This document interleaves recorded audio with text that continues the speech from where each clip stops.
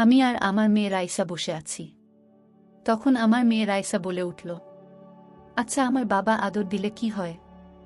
মজা হয় বাবা। আমি বসে বসে ল্যাপটপে অফিসের গুরুত্বপূর্ণ এক ফাইলের কাজ করছিলাম। হঠাৎ রায় তার মুখে এমন কথা শুনে অবাক হয়ে উঠলাম আমি। রাইসা কথাটা বলে ছবি আঁকায় মন দিল। রাইসার কথাটা আমার মনে ঘুরপাক খাচ্ছে। ছোট্ট 1-0-0 মেয়ের বয়স 7 বছর হবে। কিন্তু হঠাৎ এমন কথা কেন বলল নাইসা? এদিকে কথাকে দেখলাম শাওয়ার নিয়ে বের হচ্ছে। বুঝলাম না। এখন কথা প্রায় সন্ধ্যার পর কথা গোসল করে। আমি সন্ধ্যা 6টা পর্যন্ত অফিসে থাকি। সারাদিন আমার স্ত্রীর কথা আর রাইসা বাসায় থাকে। তাহলে কি কথা? না না, আমি এসব কি ভাবছি? মাথাটা কেমন যেন ঘুরছে এসব ভেবে। মনে মনে ভাবলাম রায় তাকে একবার জিজ্ঞেস করে দেখি কেন বলল এমন কথা। তারপরে মনে হলো না, রাইসাকে বলা ঠিক হবে না। রাতে শুয়ে শুয়ে আমি ভাবছি রাইসা হঠাৎ এমন কথা কেন বলল। আমি কিছুই বুঝে উঠতে পারছি না। আমি আর কথা স্বামী স্ত্রীর, আর আমরা কখনো রায়ের সামনে এমন কিছুই করিনি। এসব আমি ভাবছিলাম। হঠাৎ কোথায় থাকে ঘুম পাড়িয়ে দিয়ে সে আমার পাশে শুয়ে পড়ল। আমি ঘুরে কথার চলে পাশ ফিরলাম। কথাকে ধরলাম আমি। কথা আমাকে বলল আমার মনটা ভালো না। আজকে না, অন্য দিন। আমি কিছু না বলে অন্য পাশে তাকিয়ে শুয়ে পড়লাম। আমি মনে মনে ভাবতে থাকলাম কথা কোনোদিন আগে এমন ছিল না। আমার সাথে না হলে তো কথা ঘুমোতেই পারত না। পাগলিটা বিদ্যুৎ চমকালে ভয় পেত। এসব ভাবতে ভাবতে ঘুমিয়ে গেলাম আমি। পরের দিন সকালে অফিসে যাওয়ার পরে সারাক্ষণ শুধু রাইসার কথাগুলো মাথায় ঘুরপাক খাচ্ছিলাম। আর অফিসের কোনো কাজে মন বসাতে পারছি না আমি। নাজমুল সাহেব বলল, রাজ ভাইয়া, মন খারাপ নাকি আপনার? আজ অফিসে আসছেন থেকে দেখছি আপনি মন খারাপ করে আছেন। আমার মনে হচ্ছে কোনো বিষয় নিয়ে আপনি চিন্তিত। কোনো সমস্যা থাকলে বলতে পারেন। আমি বললাম, না নাজমুল সাহেব, কোনো সমস্যা নেই, এমনি মন ভালো না। দুপুরে লাঞ্চ টাইমে লাঞ্চ করে অফিসে বসে বসে পেপার পড়ছি। হঠাৎ পেপারে এক হেডলাইন দেখে চোখটা আটকে যায়। 2 বছরের বেবি রেখে পুরনো ভালোবাসার মানুষটির সাথে খারাপ কাজ করতে গিয়ে হোটেলে ধরা পড়লেন এক মহিলা। আমি অনেকটা দীর্ঘ নিঃশ্বাস ফেলে নাজমুল সাহেবকে বললাম, দেশটা একদম শেষ হয়ে যাচ্ছে। মানুষের মাঝে ইসলামের আলো না থাকায় কত রকম খারাপ কাজে পা বাড়াচ্ছে মানুষ। 2 বছরের এক বেবি রেখে এমন কাজ করতে বিবেকে বাধে না মানুষের? তখন নাজমুল সাহেব বললেন, কি করবেন ভাই? মানুষ আল্লাহকে ভুলে গেলে কত রকমের কাজই না করতে পারে। আজকে কথাবার্তা বলে পেপারটা রেখে অফিস থেকে 2 ঘন্টা আগে বের হয়ে পড়লাম আমি। বার্থডে কেক, আইসক্রিম এবং নীল এক শাড়ির সাথে কথার পছন্দের বকুলের মালা নিয়ে বাসার দিকে রওনা দিলাম আমি। বাসায় আসতে দেখলাম কথা কিচেনে রাইসা উজ্জ্বলের সাথে বসে ফোনে গেমস খেলছে। উজ্জ্বল কথা কাজিন। উজ্জ্বল আমাকে দেখেই বলল, দুলাভাই কেমন আছেন? আমি বললাম যে আলহামদুলিল্লাহ। তা তোমার পড়ালেখা কেমন চলছে? জি দুলাভাই, ভালো। কিছুক্ষণ উজ্জ্বলের সাথে কথা বললাম। উজ্জ্বল প্রায়ই আমাদের বাসায় আসে। ছেলেটা ভালোই। যাই হোক, সন্ধ্যায় কেক কাটার সময় আমাদের পাশের ফ্ল্যাটে নাইম চাচা এবং তাদের পরিবারের সবাইকে আসতে বললাম। নাইম চাচা এক ব্যাংকে চাকরি করে। নাইম চাচা অনেক ভালো মানুষ। রাইসা প্রায় দিনের বেশিরভাগ সময় তাদের ফ্ল্যাটে থাকে। রাত 8টায় কথাবার্তায় কেক কাটার পর অনেক মজা করল সবাই মিলে। খাওয়া দাওয়া শেষ করে শুয়ে পড়লাম। রাত্রিবেলা কথা আমার মাথায় হাত বুলিয়ে দিচ্ছে। আমি কথার সাথে নিজেকে আড়াল করে রেখেছি। এদিকে আমার মাথা থেকে রাইসার কথা এখনো যায়নি। আমি মনে মনে ভাবছি, কথা কি আমাকে ঠকাচ্ছে? আর কথা কেন আমাকে ঠকাবে? আমি তো কথাকে নিজের থেকেও বেশি ভালোবাসি। একে অপরকে ভালোবেসে বিয়ে করেছি। না, কথা আমার বিশ্বাসের অমর্যাদা করতে পারে না। এদিকে প্রায় দেখি কথা রাত্রিবেলা গোসল করে। রাতে ও আমাকে আগের মতো সময় দেয় না। মন খারাপ বলে এড়িয়ে যায় আমাকে। কথা ব্যবহারে অনেক পরিবর্তন হয়েছে। আগে তো কথা এমন ছিল না। তাহলে কথা কি সত্যি না? আমাকে আসল রহস্য বের করতে হবে। এখন রাইসাকে ও কিছু বলা যাবে না। রায়সা যদি কথাকে সব বলে দেয়, তাই যা করতে হবে নিজেকেই। এদিকে রাইসাকেও দেখে মন খারাপ হয়ে থাকে। আগের মতো আর নেই। কথার কাছে কম যায় এখন। বিষয়গুলো আমাকে ভাবাচ্ছে অনেক। পরের দিন অফিসের এক কাজে হসপিটাল রোডে যাওয়ার সময় আমি চমকে উঠলাম। দেখি কথা হসপিটালে ঢুকছে। আমি তো অবাক হয়ে গেলাম। আমি বুঝতে পারছি না কথা হসপিটালে কেন আসছে। কথার সাথে সাথে আমি হসপিটালে ঢুকলাম। কথা এক মহিলা ডাক্তারের রুমে ঢুকল। সেখান থেকে কথা কিছুক্ষণ ডাক্তারের সাথে কথা বলে রুম থেকে বেরিয়ে আসলো। আমি তাড়াতাড়ি করে জানলার কাছ থেকে সরে আসলাম।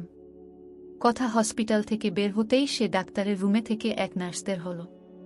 নার্সকে কথার কথা জিজ্ঞেস করতেই বলল, উনি তো পরিষ্কার নিয়ে কথা বলতে এসেছিল মনে হয়। নার্সের কথা শুনে মুহূর্তের মধ্যে আমার মনের ভিতর অনেক ব্যথা অনুভব করলাম। সবকিছু কেমন যেন পরিবর্তন হয়ে গেছে। আমি হসপিটাল থেকে বের হয়ে আমিও কথার পিছু নিলাম। কথা এক শপিং মলের সামনে গিয়ে নামল। তারপর একথা কাকে যেন ফোন দিল। কিছুক্ষণের মধ্যে এক ছেলে আসলো, শপিং মলের সামনে আসলো। কথা ছেলেটাকে নিয়ে শপিং মলে ঢুকল। কিছুক্ষণ পরে কথা ছেলেটাকে নিয়ে বের হলো। এই মুহূর্তে আমি কি করব কিছু ভাবতে পারছি না। ঘড়ির দিকে তাকিয়ে দেখি বিকেল ৩ বাজে। কথা ছেলেটার সাথে রিকশায় উঠল। আমিও তাদের সাথে সাথে এক রিকশা নিয়ে ছুটে চললাম।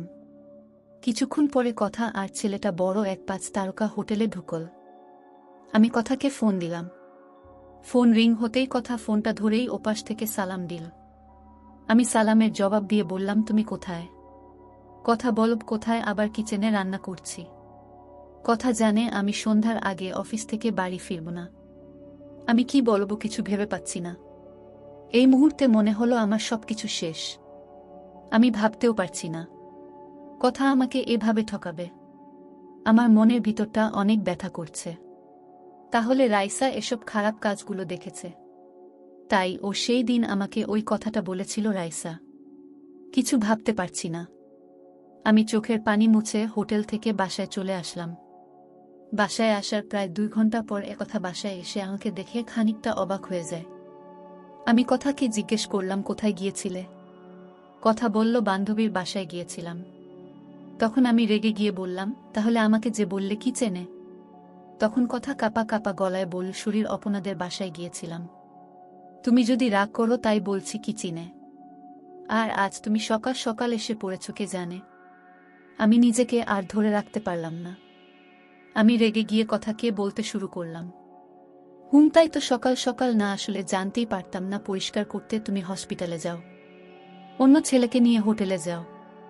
শীত কথা তোমার খারাপ মনে হয় না? মিথ্যা কথা বলতে আমাকে। আমি কথাকে রেগে গিয়ে বলতে শুরু করলাম, বলো তোমার কিসের অভাব? কেন করলে আমার বিশ্বাস নিয়ে খেলা? উত্তর দাও। কথা কোনো কথা বলছে না, চোখের পানি পড়ছে অনেক। আমি আবারও বলতে থাকলাম, কি হল, দাঁড়িয়ে আছ কেন? আমার চোখের সামনে থেকে চলে যাও, তোমাকে দেখতে মন চাচ্ছে না আমার। তখন কথা বলতে শুরু করল, বললেই চলে যাব। আমি তোমাকে ছেড়ে কোথাও যাব না। আমাকে তুমি ভুল বুঝছো। আমার মনে শুধু তুমি আছো রাজ, আর এই মনটা তুমি ছাড়া অন্য কেউ পাবে না। আর যেন কেউ পাওয়ার আগে আমি যেন শেষ হয়ে যায়। এসব কথা শুনে আমি বললাম, তাহলে হসপিটালে পরিষ্কার করতে কেন গিয়েছিলে? নিজের খারাপ কাজগুলো থাকতে। তখন কথা বলল, রাজ প্লিজ চুপ করো, আমি আর নিতে পারছি না। আমি বললাম, সত্যি কথা বললে এত খারাপ মনে হবে? জানো কথা তোমাকে ভালোবেসে বিয়ে করেছিলাম, আর তার প্রতিদান স্বরূপ এভাবে তুমি আমাকে কষ্ট দিবে? তুমি বললেই হতো যে আমার সাথে তুমি হ্যাপি নই। রাজ তুমি যা ভাবছ সব ভুল ভাবছ। হ্যাঁ, আমি ভুল ভাবছি। তাহলে বল হসপিটালে কেন গিয়েছিলে? আবার হসপিটাল থেকে বের হয়ে অন্য এক ছেলেকে নিয়ে শপিং করে হোটেলে কেন গেলে? নারাজ সবকিছু সত্যি, কিন্তু তুমি যা ভাবছ তা সত্যি নয়। আমি হসপিটালে গিয়েছিলাম ডাক্তার দেখানোর জন্য। আমার এক রোগ আছে, সেই জন্য আমি স্বাভাবিকের চেয়ে বেশি দিন অসুস্থ হয়ে থাকি। ডাক্তার সানজিদাকে দেখিয়েছি, তিনি রিপোর্ট দেখে বলেছেন অনেক বড় রোগ হয়েছে, আর সেটা ভালো ডাক্তার দেখিয়ে ফেলে দিতে হবে। আমি আর কোনোদিন মা হতে পারবো না। পৃথিবীতে সবাই চায় পরিবারের বাকি হিসেবে এক ছেলে, কিন্তু আল্লাহ এখনো আমাদের কোনো ছেলে দেয়নি। জানো রাজ, আমি সন্ধ্যাবেলা গোসল করতাম এই রোগের জন্যই। রাতে আমার মন চাইতো তোমার সাথে মাথা রেখে নিজেকে দিতে, কিন্তু যখন আমার এই রোগ থেকে অনেক ব্যথা হতো তখন আমার অনেক কষ্ট হতো। আর তোমাকে এই বিষয়টা জানাইনি আমি। তুমি যদি কষ্ট পাও তাহলে আমি যে এখনকার কষ্ট মেনে নিতে পারছি, হয়তো তোমার তখনকার কষ্ট মেনে নিতে পারতাম না আমি। কিন্তু আজ আমাকে সব বলতেই হলো। ক্ষমা করে দাও আমাকে। আর এক কথা, হসপিটাল থেকে বের হয়ে তাড়াতাড়ি করে রাফি ফোন দিয়ে বলে তার বিয়ে, আর আমাকে যেতে হবে। ছোটবেলায় বাবা মাকে হারিয়ে এতিমখানায় বড় হয় রাফি। এতিমখানা থেকে পড়ালেখা করে চান্স পায় ঢাকা বিশ্ববিদ্যালয়ে। এক কর্মসূচিতে পরিচয়, সেখান থেকেই ভাই বোনের সম্পর্ক। তাই আর না করতে পারিনি। হোটেলে গিয়ে দেখি ভয় যে মেয়েটা বসে আছে সেটা নিত্য তোমার বোন। রাফাল বিতর্কে সামনে নিয়ে বলে, পরিচয় করে নাও, এটা আমার আপু, আমার একমাত্র অভিভাবক। আমি বুঝতে পারছিলাম না কি হচ্ছে। মৃত্যু তোমার বোন, যে তোমাকে ছাড়া কিছুই বুঝতো না, সে ঋতুই তোমাকে ছাড়া বিয়ে করছে না জানিয়ে সবার সামনে বৃত্তের মাঝে বসিয়ে দেয়। ঋতু আমাকে ধরে বলে, ভাবি আমাকে ক্ষমা করে দাও, ভাইয়াকে কিছু বলো না। তারপরে দিত সব খুলে বলে আমাকে। মানে কি বলছো এসব? হ্যাঁ ঠিকই বলছি, আজ আমাকে বলতে কোনো বাধা নেই, বলতেই হবে আমার। আমি বললাম, আমার বোন এমন না, আমি এসব কিছু বিশ্বাস করি না। তখন কথা বলল, ঘুম আমিও করিনি, কিন্তু এটাই সত্যি। কলেজের এক ছেলেকে ভালোবাসা তৈরি তো, নাম রাফি। ছেলেটা মৃত্যুকে অনেক ভালোবাসত। তাদের ভালোবাসার বন্ধনটা ছিল অনেক গভীর। কিন্তু একদিন কলেজ অনুষ্ঠানে যোগ দেওয়ার রীতি মেসে ফিরতে ফিরতে সন্ধে হয়ে যায়। আর এই সুযোগে কিছু পশুবৃত্তে অনেক বড় ক্ষতি করে দেয়। জানো, আজ আমাদের সমাজে খারাপ কাজ যারা করে তাদের জায়গা হলেও হয় না, যাদের ক্ষতি হয় তাদের জায়গা। এদিকে রিক্ততার ক্ষতি হওয়ার কথা কাউকে জানায়নি, কিন্তু কয়েকদিন পরে দিত স্থির করল রাফিকে সব বলে দেবে। তাই রাফিকে নিয়ে কলেজের পাশ দিয়ে যে নদী বয়ে গেছে সেখানে নিয়ে যায়। এটা মৃত্যু আর রাফির প্রিয় জায়গা। ধৃত মজা করা বাদ দিয়ে বলতে থাকে, রাখি আমাকে ভুলে যাও। কথাটা রিতকে যতটা আঘাত করে তার চেয়ে আঘাত করে দিত পাশে বসে থাকা লাফিয়ে মনকে। রাফি চুপ হয়ে যায়। রাফি, তুমি আমাকে ক্ষমা করে দাও। আমি চাই না কোনো খারাপ মেয়ের জন্য তোমার জীবনটা শেষ হয়ে যাক। জানো, আমি ভাইয়া কেউ বলতে পারিনি। আমি চাই না আমার ভাইয়ের দিকে কেউ আঙুল তুলে বলুক যে খারাপ মেয়ের ভাই যাচ্ছে। তোমার দিকে কেউ আঙুল তুলে বলুক যে খারাপ মেয়ের স্বামী যাচ্ছে। তাই এই খারাপ জীবন নিয়ে আর বেঁচে থাকতে চাই না। আমি রাফির না বসিয়ে দিল, কি এই পৃথিবী ছেড়ে চলে যেতে চাও? তবে আমাকে নিয়ে যাও। একা কেন এই পৃথিবী থেকে চলে যাবে? আজ তোমার খারাপ কাজের জন্য এই দেশের কিছু খারাপ ছেলেরা দায়ে। আমাদের মতো পুরুষের ব্যর্থতা নারীদের নিরাপত্তা দিতে পারেনি। নারীরা প্রতিটা পদে পদে নিরাপত্তাহীনতায় ভোগে। আমি তোমাকে নয়, আমি তোমার মনটাকে ভালোবেসেছি, যে জায়গায় শুধু আমারই। আর আমি তোমাকেই সপ্তাহেই বিয়ে করব। পরে এক সময় সবাইকে জানালেই হবে। হয়তো তোমার ভাই আর রাগ করবে, পরে ঠিকই মেনে নেবে। আর তোমার বিয়েতে এক আপুর সাথে পরিচয় করিয়ে দেব।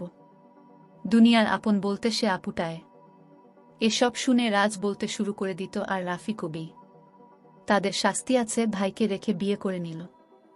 আর তোমার সাথে কোনো কথা নেই। কথা বলবে না কেন? আমি কি করলাম?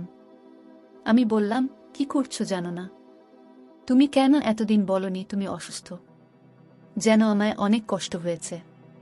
শোনো, আমি চাই তুমি ভালো ডাক্তার দেখিয়ে ফেলো। আমার বংশের প্রদীপ দরকার হবে না। আমার তুমি তাকে চাই যার কাছে বিশ্বাসটুকু জমা রাখা যায়। আজ যদি আমার বর কোনো সমস্যা হতে পারতে আমাকে দূরে সরিয়ে দিতে। আমার কথা শুনে কাঁদতে শুরু করল।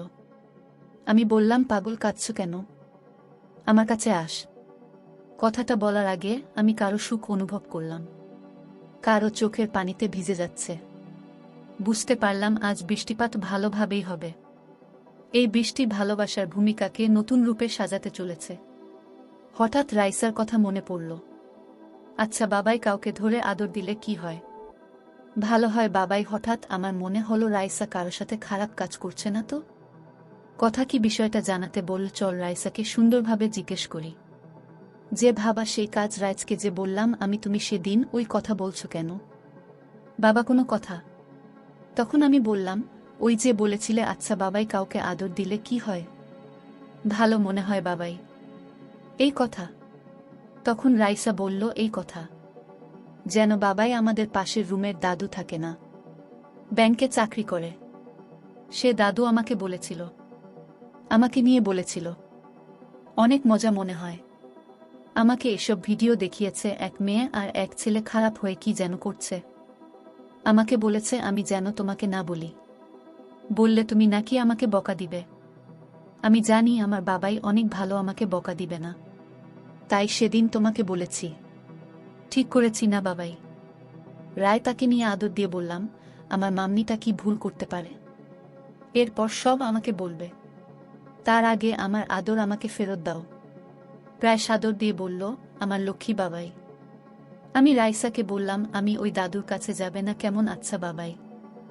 রাইসা টম অ্যান্ড জেরি দেখতে চলে গেল। আমি আর কথা দুইজনের দিকে চেয়ে আছি। কথার চোখে পানি।